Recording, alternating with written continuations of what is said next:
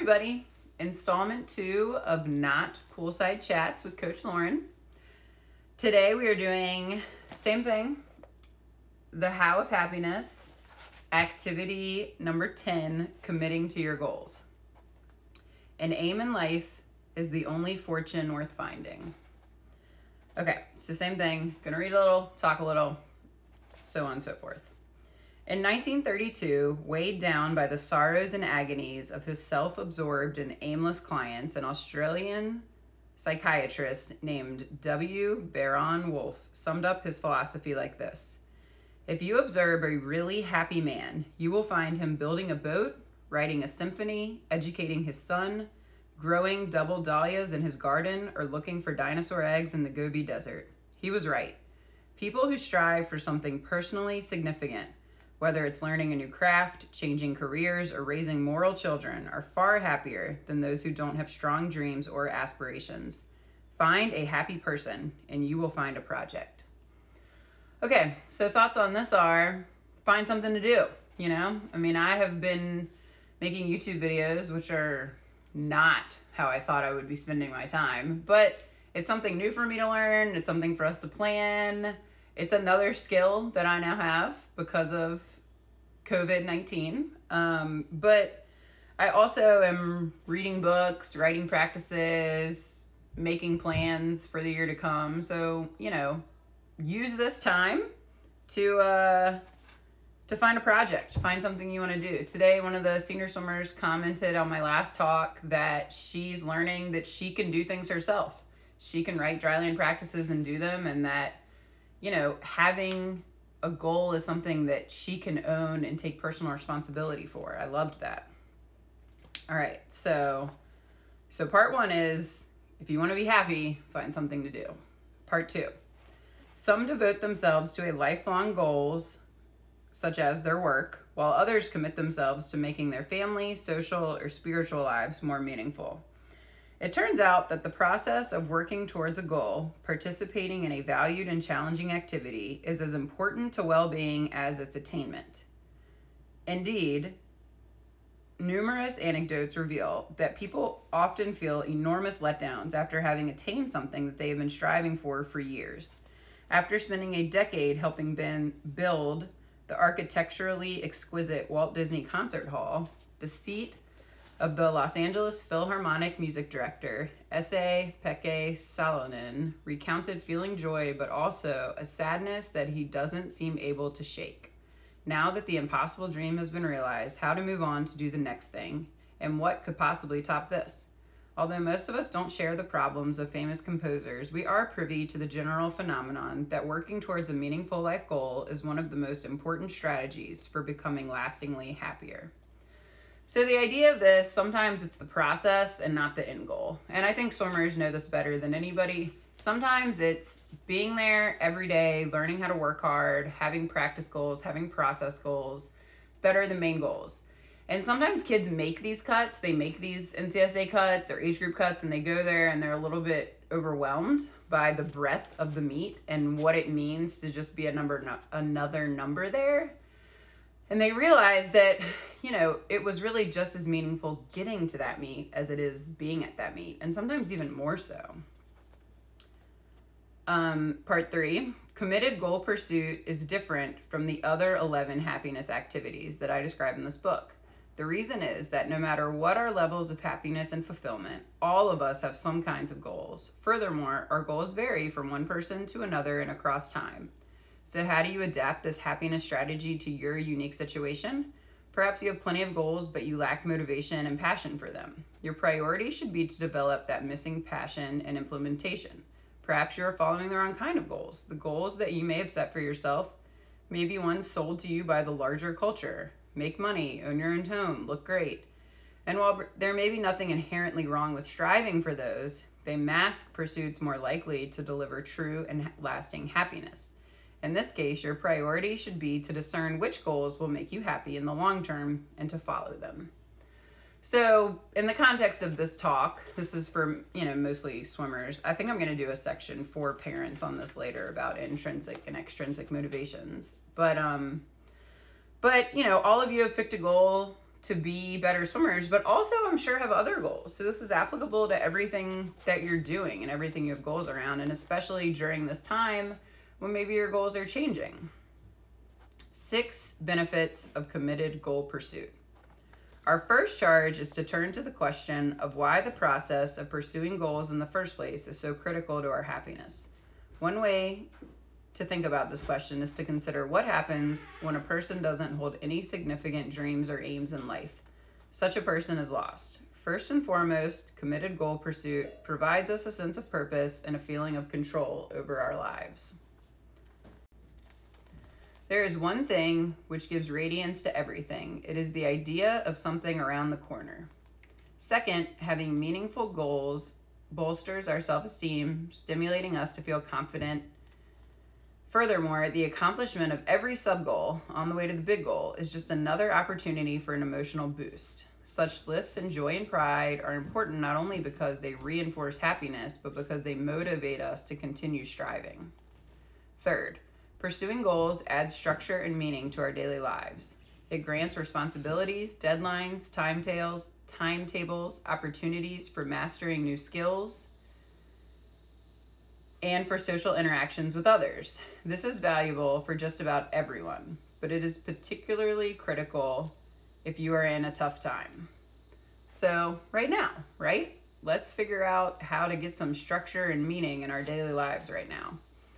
A fourth fringe benefit to being committed to our goals is that it helps us learn to master our use of time, to identify higher order goals, to subdivide them into smaller steps or sub-goals, and to develop a schedule to accomplish them.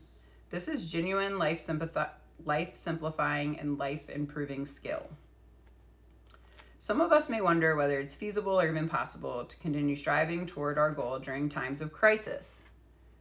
Research suggests not only is it possible, but commitment to goals during such times may help us better cope with problems.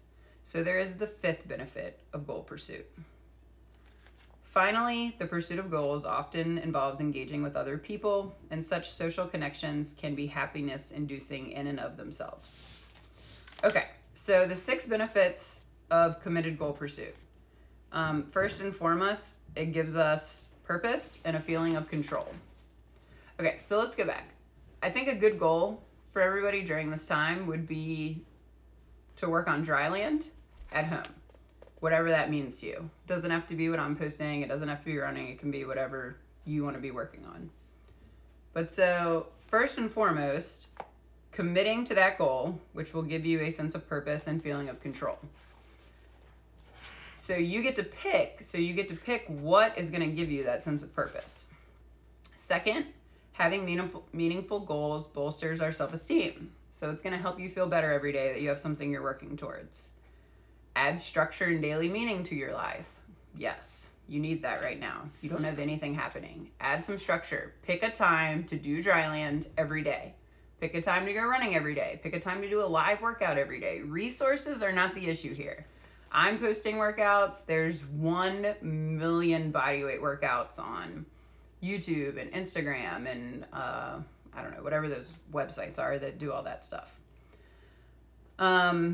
Okay, then the 4th benefit, master your time. That sounds good, right? So let's say we want to do dry land, we want to get stronger. It will help us when we get back to swimming. So we go through the first 3, and then the 4th one is it helps us learn to master our use of time. So we have to identify high order goals and subdivide them into smaller sets and develop a schedule to accomplish them. So you have to figure out what's your schedule going to be? What are you going to do every day? What do you need to work on? What's going to help you personally the most? And how are you going to break it up into smaller sets? So if you know that doing push-ups would be helpful to you, you're not going to do 100 push-ups tomorrow. So work on, what are you going to do? Let's do 10 push-ups a day for this week. And then next week, let's do 12 push-ups a day and keep building it. But just, you're in charge of that. Come up with a plan. So the fifth is the really pertinent one. Is it feasible or possible to continue striving towards goals during times of crisis? And it says that it helps with crisis. So this is the time to be doing this. Set your goals. And then the last one is engaging with other people. It's not the best right now, but you can engage the ways, you know, a lot of you are used to engaging on Instagram, messaging, FaceTime. We're going to Zoom next week. And all of that is from the goal that you've developed with swimming, that you have this network. Okay, so the next section is, what kind of goals should you pursue? There is persuasive evidence that following your dreams is a critical ingredient of happiness, but doesn't matter what the dream is and how you follow it. Indeed, it does. It turns out that the type of goal or valued life task that you pursue determines whether the pursuit will make you happy. Consider whether your life goals and dreams have the properties depicted in this section. Okay, so intrinsic goals. I've talked about this before. As self-evident as it may sound, working towards goals that are personally involving and rewarding to you is more likely to bring you happiness than working towards goals that are not freely chosen.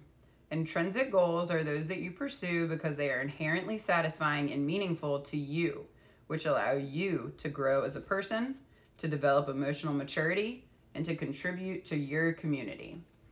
So you guys should be taking responsibility. This is very applicable to sports, to school, to anything you're doing, to right now. Nobody can make you do these dry lands. Natalie and Shannon and Brad and I and Anthony, we're not there to say you have to do these things. So it's just up to you if you want to do it or not. If you want to be better, if you have some intrinsic motivation for a goal that you have set for yourself.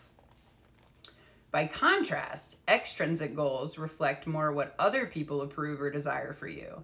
For example, pursuing goals for such superficial reasons as making money, boosting your ego, seeking power or fame, and bowing to manipulation or peer pressure. So this would be, so here's a great example. Intrinsic goal. I want to support you guys even during this time. I want to provide dry lands for you just so you have an idea of things you can be doing to kind of help get you started so you can still feel connected. So I'm making YouTube videos even though it's so terrible. Extrinsic goal would be, I think I'm going to be a YouTube star. That's why I'm making videos. So intrinsic, extrinsic. I want to do it. It brings me joy to have connection. Extrinsic, I think it's going to give me something. Personal goals that we intrinsically value directly satisfy our most basic psychological needs in life. Our need for autonomy, that's feeling in control of our behavior. For a sense of competence, that's being able to deal with the world around us. Hi, Jelly. I'm making a video for the swim team. I want to say something. Yes.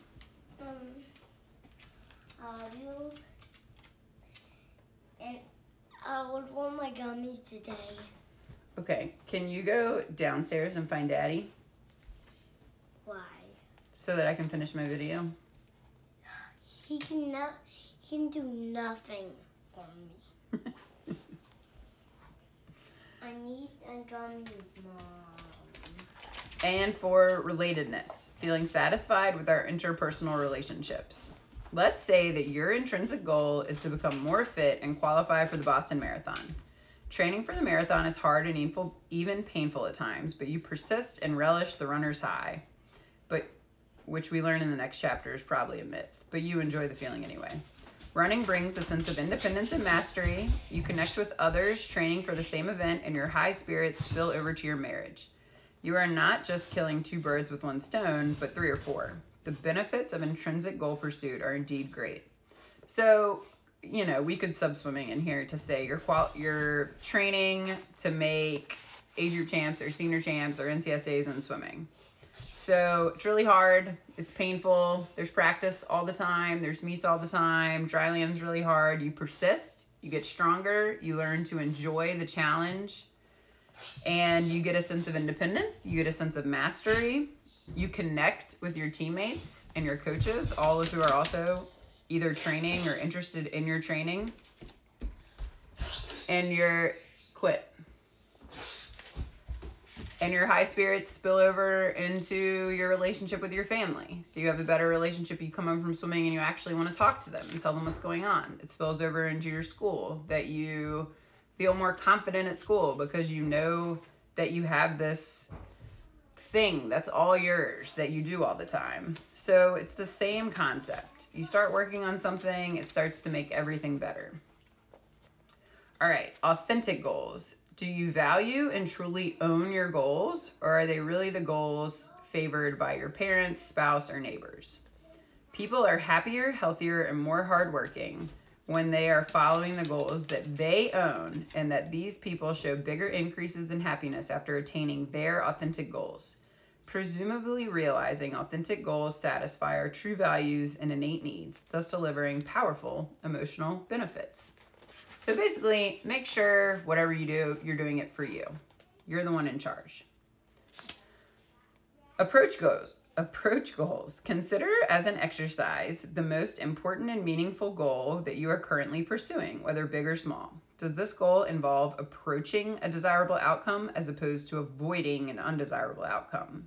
A growing number of studies have shown that people who chiefly pursue avoidant goals or construe their goals in avoidance terms are less happy and more anxious, distressed, and unhealthy than people who generally pursue approach goals. So this just means I'm trying to eat 3 healthy meals a day versus I'm trying not to be fat today.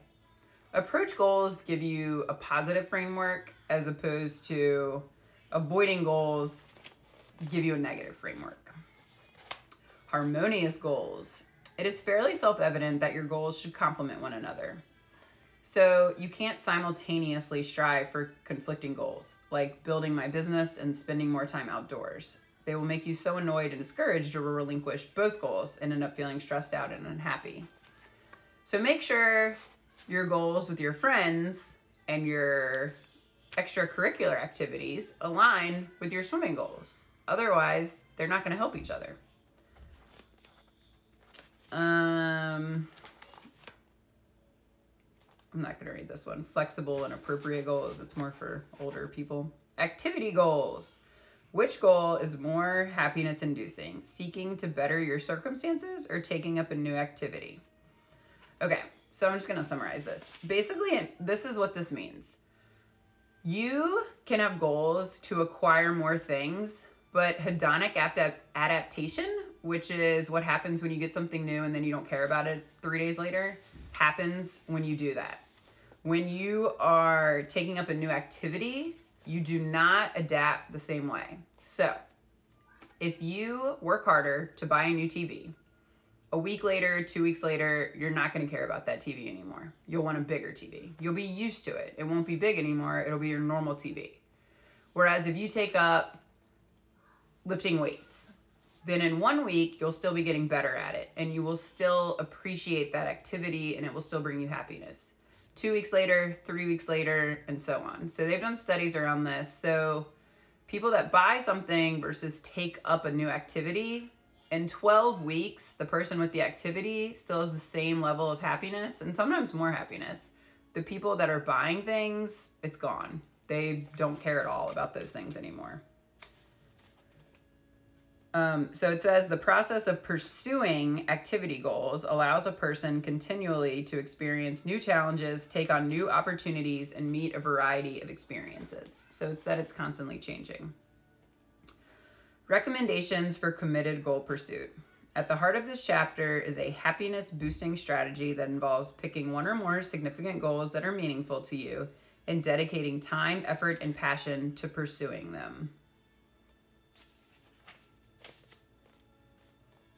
Pleasure is not enough to sustain most people's interest and commitment for extended periods of time. Value and meaning are vital. So this means things are going to get hard. We talk about this all the time, that there are some days you don't want to go to practice. Some days you might not want to do dry land. You might not want to lift weights. So you have to set up the value and the meaning before you get to that day, so that that day you can push through it because you already have it set up. Own your goals. How do you come to have authentic goals? Namely, to own them. Those who were able to transform their goals into authentic ones were more likely to attain their goals and felt happier and more authentic with time. It appears that people who have goals that they truly own are continuously growing and developing and are particularly prepared to take advantage of new opportunities. Those who do not own their goals, by contrast, appear stalled and stagnant in their growth. So it's like kids who really, really want to get better at swimming come to me and want extra dry land, or want to talk about a race, or talk about what they're doing in practice. And they really own their goals. They know what their goals are. They know what their times are. They want to get better. And that is what I mean by owning your goals. It's yours, and I'm just helping you with it, as opposed to feeling more like it's my goal and having to talk you into it because you might have the ability to do it. And I see that. But so it's really important for you to own your goal and then enroll everyone else in your goal. Everyone wants to help you when you have a goal. Commit with passion. The pursuit of goals, even intrinsically motivated ones, isn't always a cakewalk. To fulfill your dream of becoming a mathematician or a swimmer, you must endure a great deal of drudgery and hard work, obstacles and stress, and at points, personal sacrifice and failure. Developing skills in almost any activity requires a great deal of practice, patience, and labor. Thus, it may be obvious why it's important to commit to your goals, better yet, to commit to them with passion, ardor, and zeal. If you don't commit, or if you do but lack enthusiasm, then you may quit on a whim or give up when you're feeling particularly tired, bored, or fearful of continuing. Passionate commitment in and of itself carries many, many benefits. It fulfills people's needs to belong and to connect with others, as it often involves social duties and obligations. Committing to important goals also reinforces our sense of autonomy, because while it may appear at first as a constraint to our freedom, the choice to commit is and should be made freely. Following through on our decision to strive towards something also helps shield us from social pressures. Don't be a workhorse, come party with us, as well as from our own self-doubts. This is so hard, maybe I should just give up.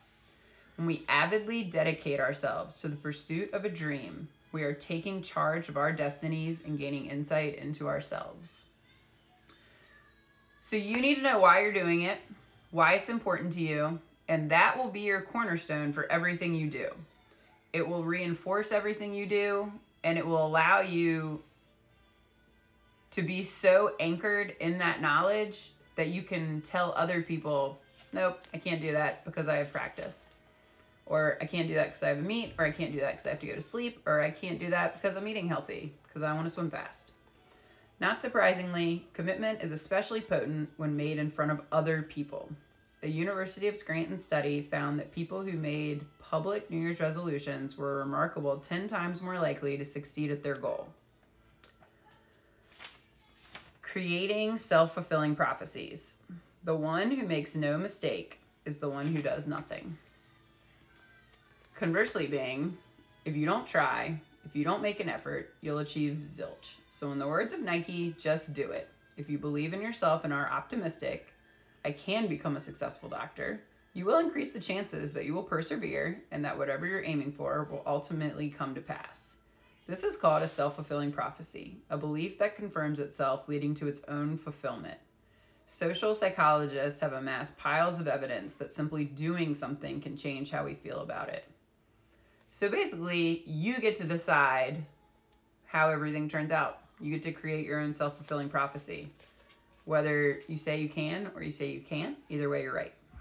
Be flexible. The ability to be flexible with regard to your activities and your goals is a valuable skill. After all, if an obstacle or constraint or opportunity suddenly arises, you may need to change or adapt your aspirations. Psychology researchers describe two kinds of control that people can exert over a situation: primary control and secondary control. Primary control, which is often unfeasible, refers to trying to change the situation, whereas secondary control refers to changing how you view the situation. Studies show that if you're able to adapt your goals to the new challenge, you will be happier. So that's pretty relevant, right? We need to all think about primary control, which is changing the situation right now. We can't change the situation, right? We can't make the governor say, we're safe, we can't make COVID go away. So instead, we're gonna change how we view the situation. That it's a time to get stronger. It's a time to work on our YouTube video making skills. It's a time to Zoom with everybody. It's a time to be around our family a little bit more. Maybe to catch up on some reading. I have lots of books I'm happy to recommend. I don't know, whatever you need to do. But to adapt your goals to the new challenge, and you will be happier. Effective secondary control also entails viewing constraints or threats as challenges or opportunities. This is a challenge and an opportunity. All right, the rest of this I'm gonna make into a specific parents video. Dun, dun, dun. All right, that's it. I need like a sign off phrase or something. Is that a thing? Do people do that? I need to ask Brett. He watches all the YouTube videos.